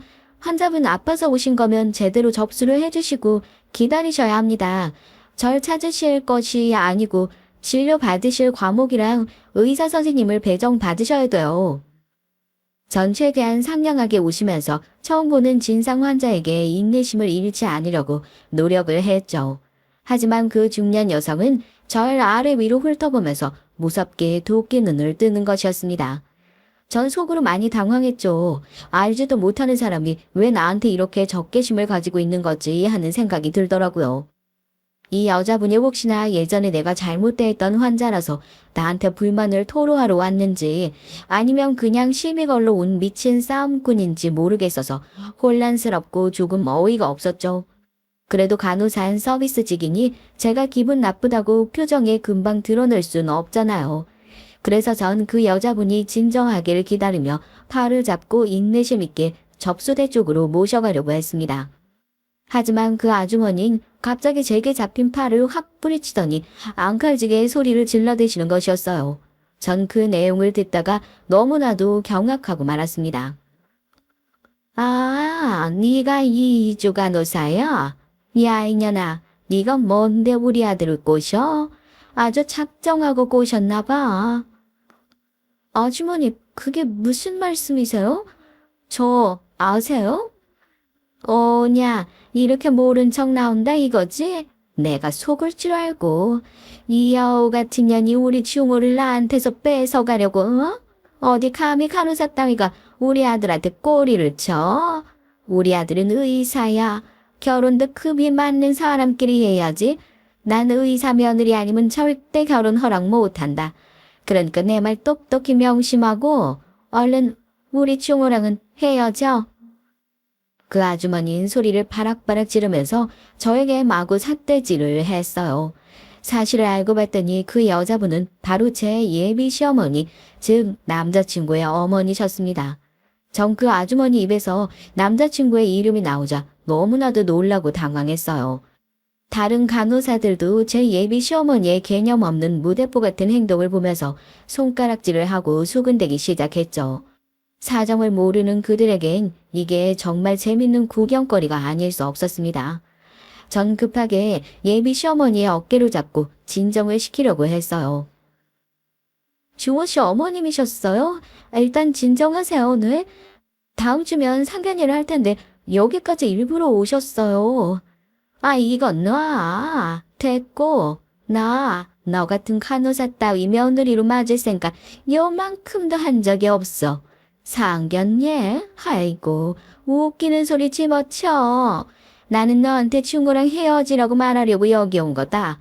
그러니까 내 말 알아들였으면 상견례고 결혼이고 다 집어치우고 우리 중원 놔줘. 알겠니? 똑똑한 니 아니면 맑게 알아듣겠지. 언니, 제발 진정하시고 따로 저와 얘기하세요. 아니면 주호 씨와 같이 상견례 전에 날 잡아서 얘기하시죠. 네? 여기서 이러시면 안 돼요. 여긴 병원이고. 제가 말을 다 끝내기도 전에 예비 시어머니는 손을 들어 제 뺨을 힘껏 내리치셨습니다. 전 태어나서 뺨을 맞아본 적이 한 번도 없어서 정말 깜짝 놀랐죠. 얼굴이 빨개지고 귀가 울려 멍멍해졌는데 겨우 쓰러지지 않고 제 발을 붙들어 둘 수 있었습니다. 제가 뺨을 맞는 순간 수근수근하던 동료 간호사 환자분들의 소리가 뚝 끊겼어요. 전 제 귀가 먹은 줄 알았습니다. 이 년이 어른 말씀이 말 같지가 않아. 어디서 따박따박 말 대꾸 나오고, 네가 한 달에 얼마 버는지 모르겠지만 우리 아들은 의사라고 했지. 어디 의사 월급하고 간호사 월급이 비교거리나 돼. 나 원 웃기지도 않아서 수준 차이가 나서 못 봐주겠네. 저는 혼이 나간 채로 폭포수처럼 퍼붓는 예비 시어머니의 막말을 고스란히 듣고만 있었습니다. 그런데 옆에서 그 말을 듣고 있던 동료 간호사들이 하나같이 다들 얼굴이 찡그려지는 것이었어요. 전 검지손가락을 입술에 대면서 말하지 말라는 표정으로 애원하듯이 간호사님들을 바라봤지만 소용이 없었습니다. 저는 이런 식으로 내 정체가 완전히 까발려지는구나 하고 생각하니 조금 억울했어요. 이 일이 알려지면 아버지는 아마 제게 다른 병원으로 이직하라고 하실 것이 뻔히 눈에 보였거든요. 하지만 세상의 비밀이 길게 가는 일은 없었죠. 제 동료 중에 한 간호사가 흥분한 예비 시어머니를 막아서며 그만 제 비밀을 말해버리고 말았거든요. 그 말을 듣던 간호사실은 아주 웃음바다가 됐습니다. 모두들 하늘같이 상황을 알지도 못하는 예비 시어머니를 비웃은 것이었어요. 아주머니, 참 웃기시네요. 웃기는 건 바로 그쪽이신 것 같은데 우리 이주 간호사 이 대학병원 병원장님 딸이에요. 뭘 알고나 하시는 말씀이세요? 의사? 그쪽 아들이 얼마나 대단한 의사인지 모르지만 이희주 씨 진짜 금수저라고요. 아버진 여기 이 대학병원 원장님이시고 어머님 강남에서 산부인과 병원 진료하시는데 건물 한 채를 다 쓰신다고요. 거기 대표 원장님이고요. 요즘 무슨 의사라고 간호사 무시하는 사람이 있는 줄 알아요. 어디서 옛날 고리짝 시대 얘기를 하고 계시는 건지. 동료 간호사가 이런 말을 하자 이번엔 제 예비 시어머니가 놀라 자빠질 차례였습니다. 아닌 게 아니라 그분은 정말 불쌍하게도 입만 딱 벌린 채 뒷목을 잡고 곧 쓰러질 것 같으셨어요. 그래서 오히려 뺨은 제가 맞은 와중에도 전 그분의 건강 상태가 걱정되어 안절부절 못했습니다. 아무리 눈앞에 있는 이 사람이 무개념 진상 환자처럼 굴었어도 사랑하는 남자의 어머니란 걸 안 이상 제가 그분에게 신경을 안 쓸 수는 없잖아요. 그래서 전 재빨리 예비 시어머니의 팔을 잡아 부축했습니다. 그랬더니 할 말이 궁색해진 예비 시어머니는 아예 쓰러지는 척 쇼를 하시는 것이었어요. 하지만 전 그때는 걱정이 돼서 그게 그분의 쇼였는지도 몰랐습니다. 아유, 나 좀 힘이 하나도 없어서 못 걷겠네. 아이고, 우리 아들 좀 불러줘. 전 휘청거리는 예비 시어머니를 가까운 빈 침대에 눕히고 남자친구에게 이러니 저러니 자기 어머니를 데리러 오라고 전화를 걸었습니다. 그런데 남자친구는 참 이상하게도 자기 어머니가 쓰러졌단 말을 들어도 아무렇지도 않게 무시하는 듯 했어요. 게다가 어머니의 행동은 꾀병이라면서 그냥 놔두라고 하는 것이었습니다. 전 걱정이 돼서 죽겠는데 왜 그렇게 무심하냐고 물었더니 자기 어머니는 평소에 자주 그런다는 거였어요. 벌써 여러 번 뒷목 잡고 응급실 행을 했다가 검사를 해보면 이상이 없어 의사에게 혼나고 나오길 반복했다나요. 남자친구의 얘기를 듣고 전 좀 어이가 없었어요. 응급실은 정말 응급 환자들이나 가는 곳인데 그런 데를 본인의 곤란한 상황 무마용으로 사용했다고 하니까 좀 화도 나더라고요. 그래서 전 예비 시어머니가 누워있던 병실에 가서 정말 아프신 것이 맞냐고 확인 차원에서 물어봤습니다. 그랬더니 예비 시어머니는 펄펄 뛰시면서 저한테 어른 말씀을 못 믿느냐며 도리어 화를 내시는 것이었어요. 아니, 내가 아프다고 하는데 왜 사람 말을 못 믿어? 응? 우리 아들 불러달라니까. 우리 아들 왜 안 와? 내가 직접 갈 테니까 그 전화 좀 이리 줘봐. 저기 중호 씨도 바쁘니까 그런 거 아니겠어요? 그러니 어머니가 제발로 우리 병원에 오신 김에 검사라도 한번 받아보세요. 네? 제가 걱정이 돼서 그래요. 마침 여기 우리 아버지도 계시니까 얼굴 좀 익힐 겸 아버지 진찰 한번 받아보세요.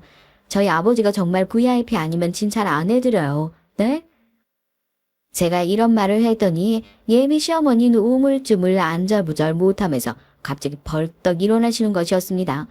그러더니 팔에 꽂힌 링거를 빼려고 애를 쓰시는 것이었어요. 예비 시어머니도 자기 행동이 부끄러운 건 알고 계셨던 모양이었습니다. 아까 그 난리 부르스를 치고 또 우리 아버지를 만날 자신은 도저히 없으셨던 것 같았어요.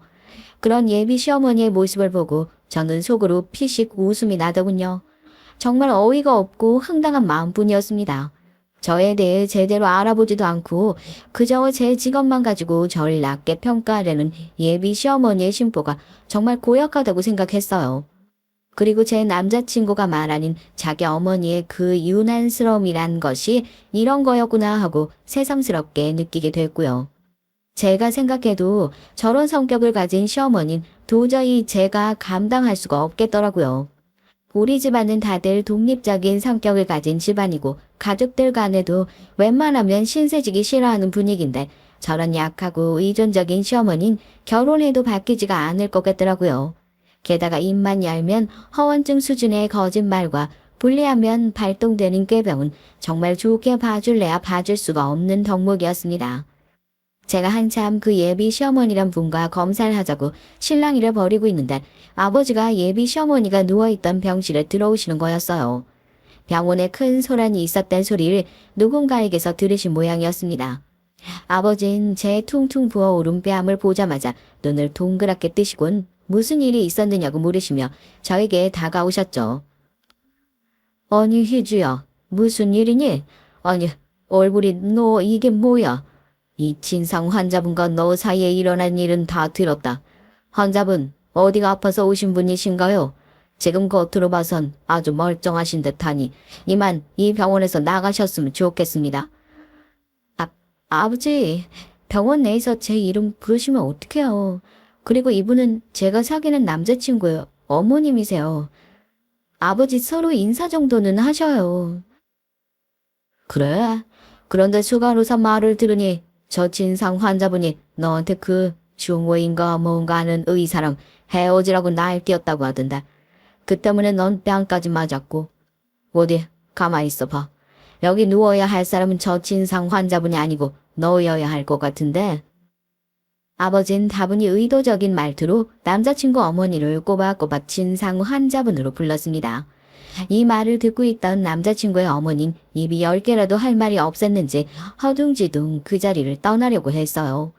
그러나 저희 아버지의 한마디에 예비 시어머니는 그 자리에 얼음처럼 굳어버리고 말았습니다. 거기 진상 환자분, 병원에서 난동불임자로 잡혀가고 싶지 않으면 우리 희주한테 사과하고 가시죠. 그리고 당신 같은 아나무인의 고약한 심부를 가진 사람에게 우리 딸 절대 못 주니까 당장 이 자리에서 사과해요. 안 그러면 경찰서에 끌고 가서 정확하게 시시비비 따져볼 테니까. 전 그날 그렇게 무서운 우리 아버지의 모습을 처음 봤어요. 제가 아버지 딸로 살아오면서 한 번도 본 적이 없었던 얼굴이었죠. 그리고 아버지의 목청이 그렇게 큰 줄은 처음 알았습니다.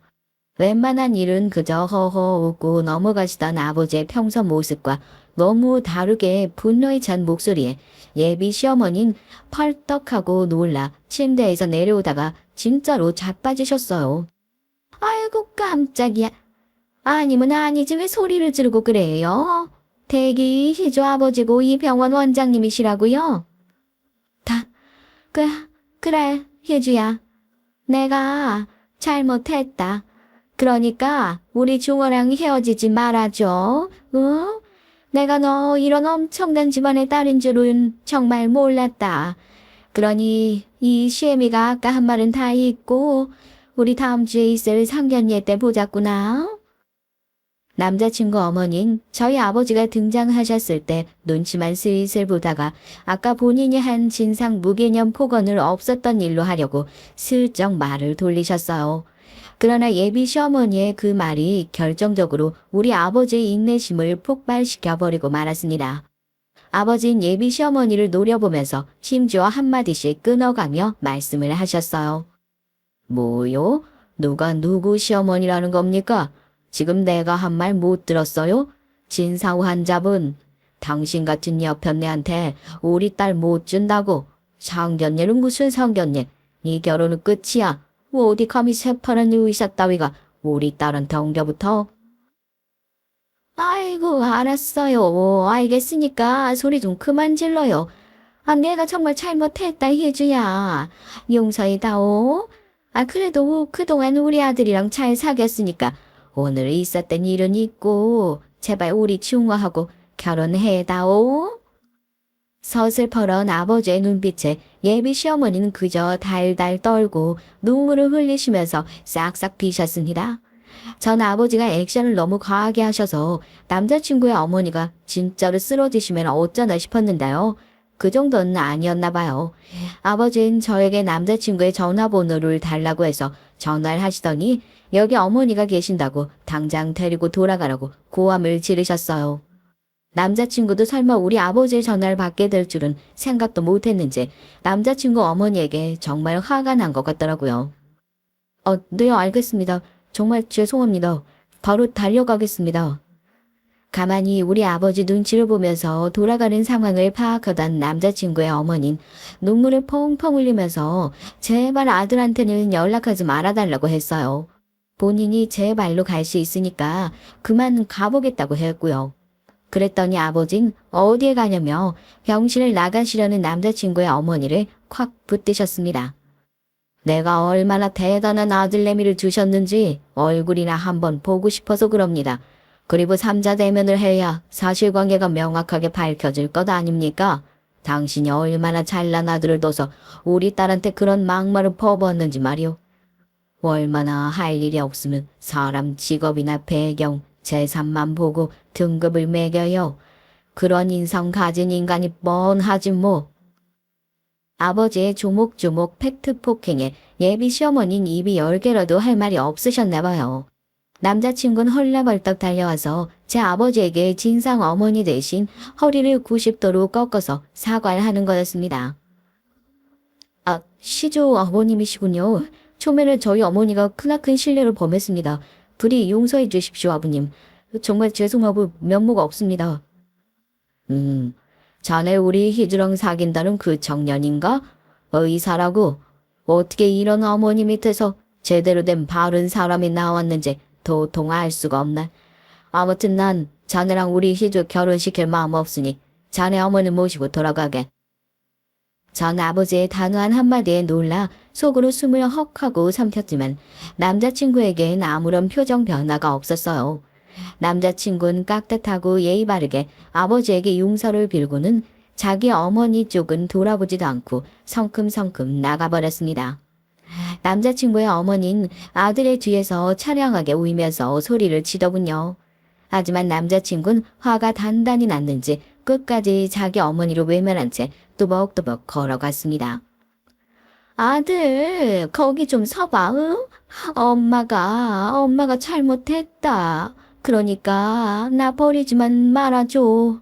같이 가자고 주호야, 이놈아. 그렇게 제가 일하던 병원에서 진상짓을 저지른 남자친구의 어머니 때문에 그 사람은 제 인생에서 멀어져 갔습니다. 파혼이 결정된 이후에 남자친구가 전화로 한번 만나자고 하더라고요. 자기 어머니가 저지른 실수를 저한테 제대로 사과하고 싶다고 말이죠. 처음엔 이제 와서 그 사람을 만나봐야 무슨 소용이 있을까 싶어서 대답을 미뤘어요. 하지만 남자친구에겐 아무런 죄도 없고 전 그 사람에게 아무 불만이 없었기에 한 번 정도는 만나기로 했어요. 그 사건이 있은 후 몇 달이 지났을 뿐이었지만 그새 남자친구의 얼굴은 반쪽이 되었고 눈 밑엔 그늘이 짙게 드리워 있더라고요. 저 역시 우리 탓이 아닌데 남자친구와 헤어질 수밖에 없는 상황이 원망스럽기만 했습니다.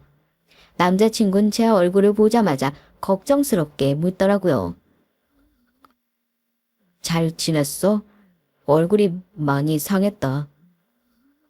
난 괜찮아. 자기야말로 잠은 자고 밥은 먹고 다니는 거야? 얼굴이 너무 까칠하네.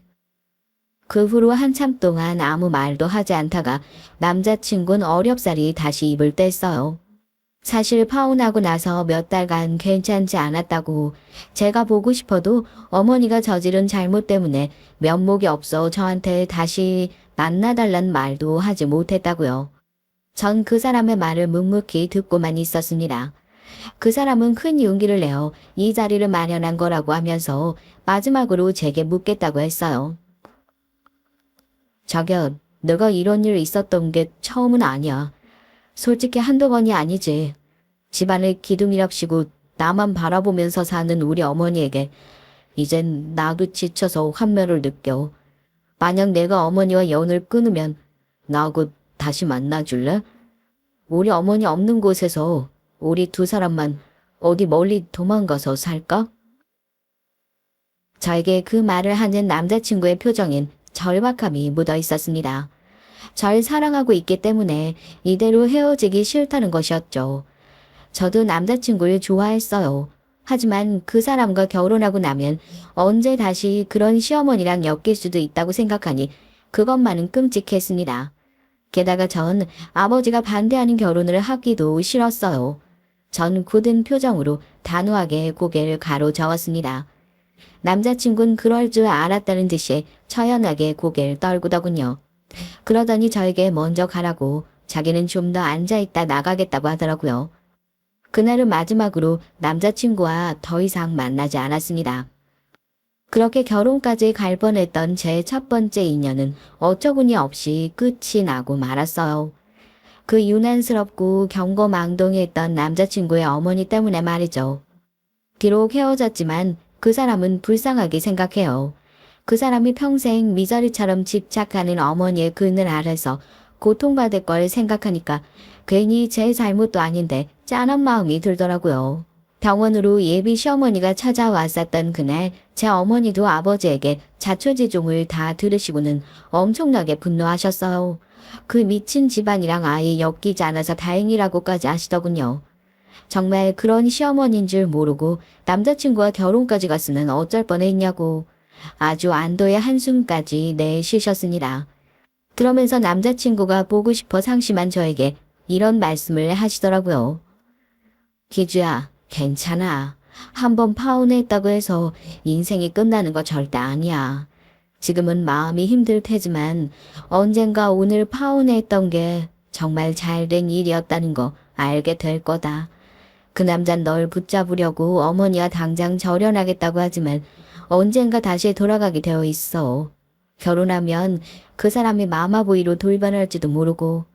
그러니까 다른 좋은 인연 생길 때까지 조급하면 마음 먹지 말고 기다리자. 네, 저도 그렇게 생각했어요, 엄마. 저도 그런 분이 만약 시어머니가 됐다면 감당할 자신 없었거든요. 너무 편협하고 편견에 둘러싸여 있는 그런 성격을 어떻게 고치겠어요. 전 걱정하지 마세요. 씩씩하게 일하면서 살 테니까요. 제가 이렇게 말했지만 그 후로도 어머닌 제가 맏딸이라 억지로 헤어진 슬픔을 속으로만 삭히고 있는 것이 아니냐면서 저에 대한 걱정을 많이 하셨습니다. 제가 워낙에 힘든 걸 잘 내색을 하지 않는다는 것도 잘 알고 계셨기 때문이었어요. 어머니는 어느 날 마음에 담아두기만 하면 병이 된다고 하시면서 당분간 일을 쉬고 여행을 떠나보는 건 어떠냐고 말씀하셨습니다. 전 정말 괜찮다고 했습니다만 어머니는 한 번이라도 속으로 곰기 시작하면 나중엔 걷잡을 수 없어진다고 하면서 지금은 휴식을 해야 할 시기라고 하셨어요. 그 결과 전 병원장이신 아버지와 의논해서 1년간의 휴가 기간을 가지기로 했습니다. 하긴 생각해보면 간호사가 된 이후로 한 번도 쉬진 못했던 것이 맞기는 해요. 24세 시작한 간호사 생활이 이젠 어느덧 8년이란 시간을 넘어가고 있으니까 말이죠. 솔직히 잠도 실컷 자고 하고 싶은 일을 하면서 보내는 지금이 전 너무나도 편하고 좋습니다. 어딜 가지 않아도 시간에 쫓겨 쟁걸음으로 병원을 뛰어다니던 그때에 비하면 지금은 천국이나 다름없는걸요.